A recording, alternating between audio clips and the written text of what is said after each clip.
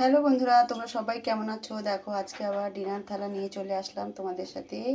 দেখো গরম গরম ইলিশ মাছ ভাজা, সাথে আছে ইলিশ মাছের তেল, সাথে আছে একটা করে কাঁচা লঙ্কা, আর এই আছে পেঁয়াজ দিয়ে ইলিশ মাছের তেল, আর এই হলো বেগুন দিয়ে মাছের ঝাল। আমি ঝালের মধ্যে মাথাটা নিয়েছি।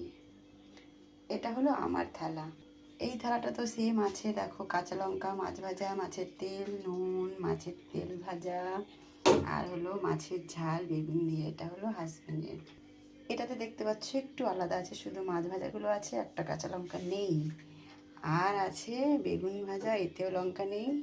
আর আছে ঝাল, এটাতেও লঙ্কা দেখতেই পাচ্ছ একদমই নেই। এটা হলো আমার ননদের।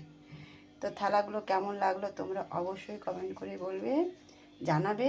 আর যদি ভালো লেগে থাকে আমার ভিডিওগুলো, তাহলে একটা লাইক একটা শেয়ার অবশ্যই করে দেবে। বলবে অবশ্যই কমেন্ট করে কেমন হলো আমার ডিনার থালাগুলো আজকের। ধন্যবাদ, টাটা, বাই বাই।